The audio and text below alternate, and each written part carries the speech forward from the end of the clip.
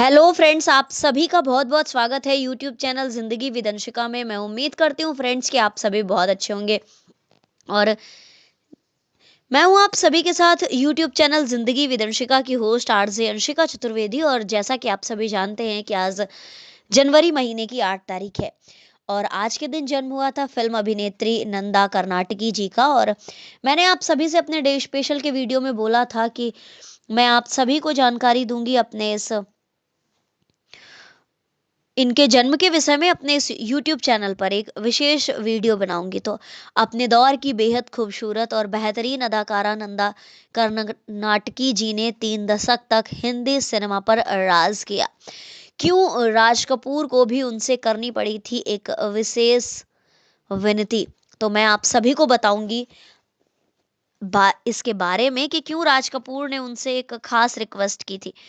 Friends, अगर हम बात करें नंदा कर्नाटकी जी के बारे में तो इनका जन्म हुआ था 8 जनवरी वर्ष 1938 में महाराष्ट्र में।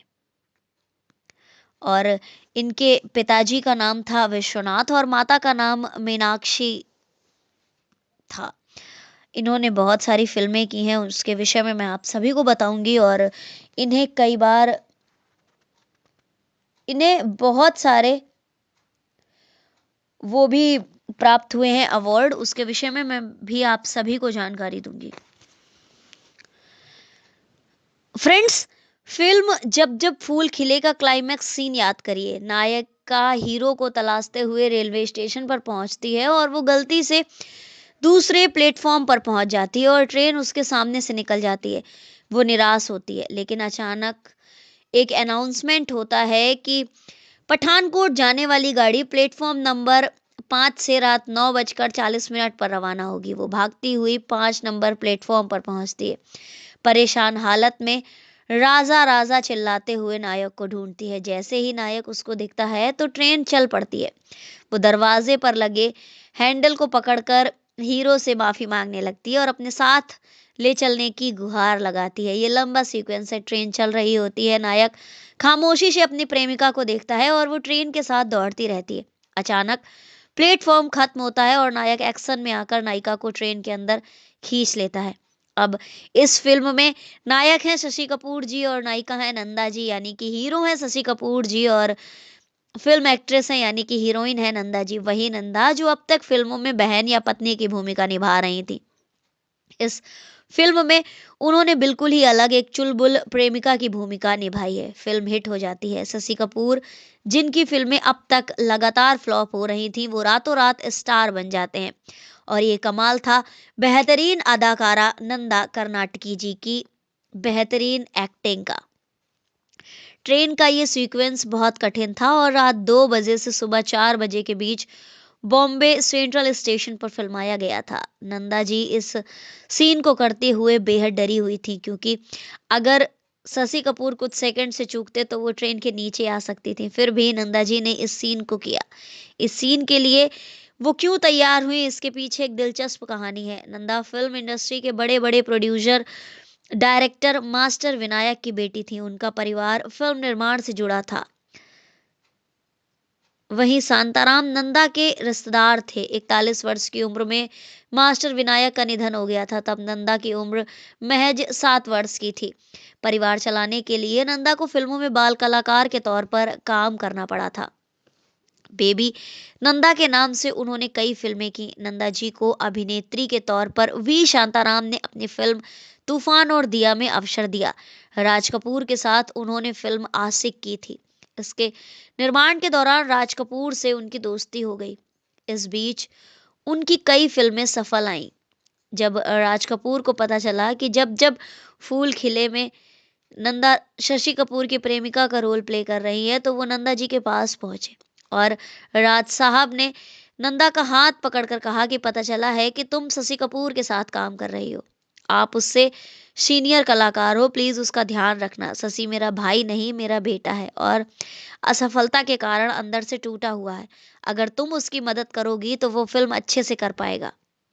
राज कपूर जी की ये बात फिल्म एक्ट्रेस नंदा जी के दिल को छू गई थी, यानी कि उनको उनके हार्ट को अंदर तक टच कर गई थी। जब जब फूल खिले के क्लाइमैक्स की बात आई तो कुछ लोगों ने नंदा जी से कहा कि उनको इस खतरनाक सीक्वेंस के लिए बॉडी डबल का प्रयोग करना चाहिए, लेकिन वो नहीं मानी क्योंकि उनको राज कपूर की बात याद थी। और इस फिल्म के क्लाइमैक्स का गीत याद सदा रखना, ये कहानी चाहे जीना चाहे मरना, भले ही फिल्म के प्रेमी प्रेमिका के बीच हो, लेकिन याद तो सदा से ही किया गया। नंदा और राज कपूर का ये राज कपूर जी ने जो नंदा जी से इस रिक्वेस्ट को किया था और नंदा जी ने उसको निभाना भी रहेगा। जब शशि कपूर असफलता का दौर झेल रहे थे तो नंदा जी ने उनके साथ कई फिल्में की। नंदा जी का बचपन बहुत ही कठिनाइयों में बीता, इस कारण वो बहुत ही अंतर्मुखी थी।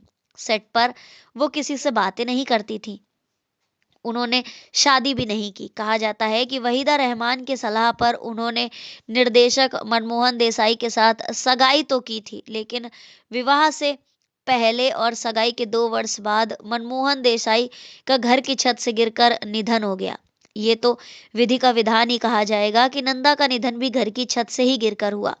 हालांकि दोनों के निधन में 2 दशक का अंतराल रहा। 1952 से लेकर 1983 तक के लंबे कालखंड में नंदा जी ने कई बेहद सफल फिल्में की, जिनमें धूल का फूल, काला बाजार, आंचल, छोटी बहन प्रमुख है। 1960 से लेकर बाद के कुछ वर्षों तक वो और अभिनेत्री नूतन फिल्म इंडस्ट्री में सबसे अधिक और महंगी एक्ट्रेस के तौर पर चर्चित रही। उनका किसी फिल्म में होना सफलता की गारंटी माना जाता था। चाइल्ड आर्टिस्ट से लेकर अ, एक सह कलाकार से लेकर मेन लीड और फिर सह कलाकार की दर्जनों भूमिकाओं में नंदा जी ने अब के अभिनय के रेनबे को देखा जा सकता है। उन्होंने बहुत सारी फिल्में की, उन्हें फिल्म फेयर अवार्ड मिला और बहुत सारे अवार्ड इन्हें मिले। साईं अवार्ड्स मिला, मिस्टर एंड कर्नाटक राज्य फिल्म अवार्ड्स मिला। इन्हें बहुत सारे अवार्ड मिले और इसी के साथ ही ये एक बेहतरीन सफल अभिनेत्री रही। जैसा कि मैंने अभी आप सभी को बताया कि फिल्मों में उनका होना सफलता की गारंटी माना जाता था, तो वो अपने आप में एक बहुत ही सफल अभिनेत्री बन गई थी, क्योंकि बचपन से ही उनका जो अ, बचपन की जो अवस्था थी, जब वो मात्र 7 वर्ष की थी तब उनके पिताजी की डेथ हो गई थी। तो उनके घर को चलाने के लिए उन्होंने एक चाइल्ड आर्टिस्ट के रूप में अपने करियर की स्टार्टिंग कर दी थी और फिर धीरे धीरे चाइल्ड आर्टिस्ट की भूमिका निभाते हुए कई फिल्मों में उन्होंने अपनी पढ़ाई पूरी की और फिर वो फिल्मों में कभी मल्टी स्टारर मूवी में काम किया तो कभी मेन लीड में काम किया, और एक समय ऐसा आया जब फिल्मों में उनका होना सफलता की गारंटी माना जाता था। और इस तरह से वो अपने समय की एक प्रसिद्ध अभिनेत्री थी। आज उनकी जन्म तिथि पर, उनके जन्म दिवस पर मेरा ये वीडियो डेडिकेट है उनको। वो जहां पर भी थी उन्होंने बॉलीवुड में अपने अभिनय की एक अलग मिसाल पेश की और आने वाली पीढ़ियों को उनके अभिनय के गुणों को सीखना चाहिए उनकी फिल्मों को देखकर।